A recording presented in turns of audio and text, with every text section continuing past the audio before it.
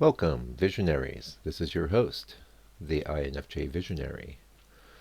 And the topic of today's broadcast is, I guess it's imagination. We'll start with that and we'll see where it leads us. You know, you could make an argument that there's no force in the world greater than imagination, and yet there seems to be a lot of elements of the modern world designed to stamp it out, one of which is the endless doom scrolling, the endless taking in of meaningless and mindless entertainments. And just about any entertainment can become mindless if it's overdone. But I'm especially worried about all these short videos that are generated by the AI. I think they just completely rot your brain. And with a rotted brain, how can you have any imagination? And without imagination, how can you bring a greater reality to this world? And I think that's really our primary function as INFJs, as all human beings. It's not just us, but I think we are, as some researchers into this our archetypal science have called us. We are the tip of the spear point. We are the ones that are most in touch with the numinous potentialities that can become extant in our reality. And so if one of us gets corralled into this mindless entertainment loop, it's a real loss for all of humanity. And that's, if you listen to my last broadcast, I'm never coming from a place of saying the INFJ is so special and better than everyone else. I'm not. That's not where I'm coming from at all. We have our function. There's a reason that there's not very many of us. First of all, it's not a very easy way to exist in the world. Other types have it hard too, though. I was just thinking about the INTPs today. I've had several really close friends that were INTPs. And the INTP. So, what is our weakness as the INFJ? Well, we're totally dialed into what's going on around us as far as people, the group, society, but we're missing stuff all the time that other people are spotting. This is the extroverted sensing, and in one sense, the extroverted sensing is always operative, but it tends to just feed the um, I'm going to use the word numinous again. The numinous, NI, the abyss. You know, it feeds the whole matrix is fed by the stream of extroverted things going on, and it all goes in there. And but we only access it through mostly through our introverted intuition. So it's going through a definite filter, a filter that can diffuse things so much that we essentially aren't really necessarily in touch with actual reality.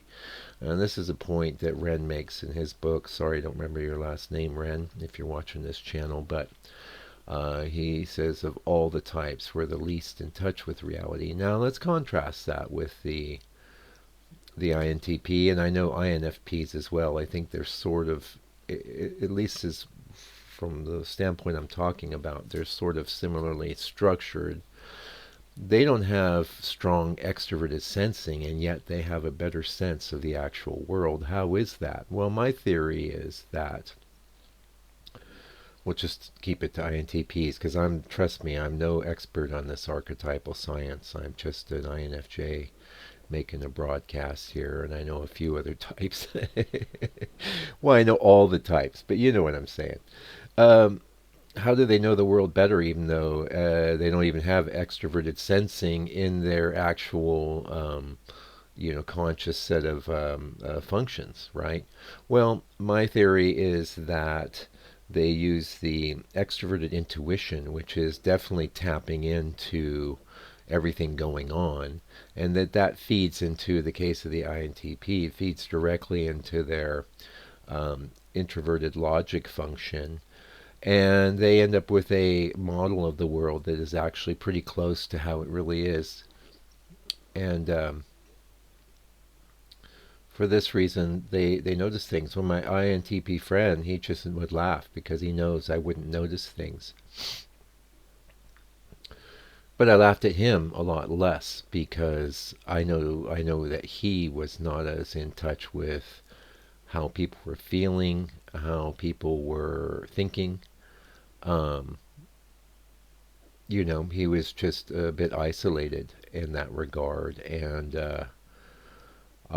so I was wondering today, I was like, which would I prefer? Well, obviously, since I have my stack, I'm going to prefer to be weak on the extroverted sensing side as opposed to the extroverted feeling side. I think it's less isolating.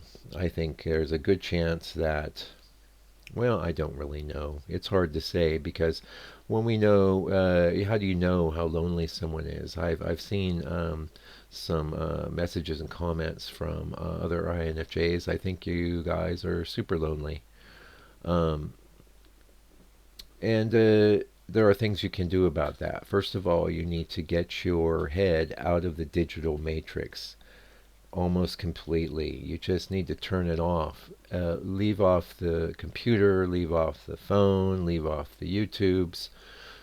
You may end up missing a broadcast or 100 from the INFJ visionary, but you will be at least dealing with something much closer to the actual world, which would be the actual world.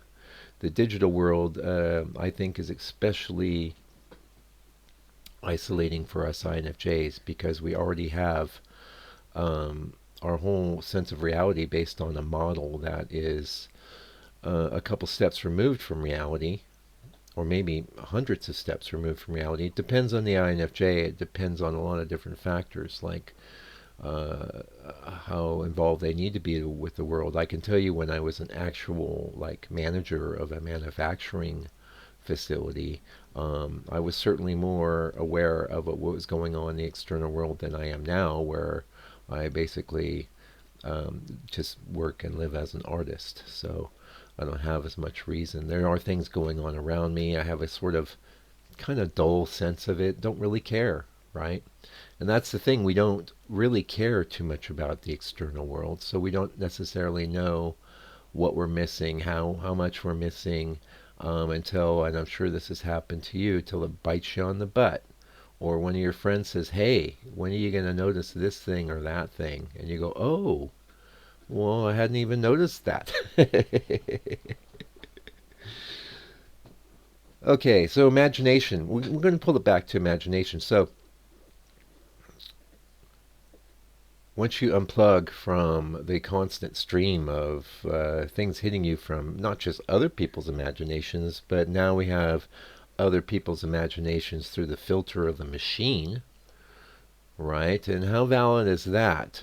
I can tell you if I'm looking at some a string of videos on the YouTube homepage, my YouTube homepage, and I click on something and I can tell it's an AI voice, I'm out. I'm out right then. I don't want it. And I was watching a video today where this lady was saying, yeah, we don't want the slop. You send a little video to your friends and they reply to you, oh, that's slop. That's AI slop. That's embarrassing. You're not going to want to do that again. We don't really like the AI slop. We don't like it. It has its uses.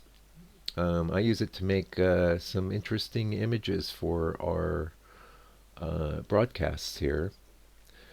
And those are also burbling up from the NI, so I don't think it's necessarily a problem to collaborate with the machine, but the human part of the equation is the critical part. We're the ones that are alive. And the last thing I want to point out, I had an insight, this may have occurred to you. Um, a lot of people are falling in love with the AI, but you know what?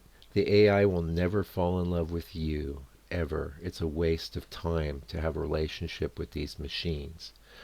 You're better off breaking out of your little room there, even if you just go out to get a walk. And like I said, invest for your last $4 in a cup of coffee. Sit in the cafe and drink it, and then tell yourself, I'm going to talk to the person closest to me today.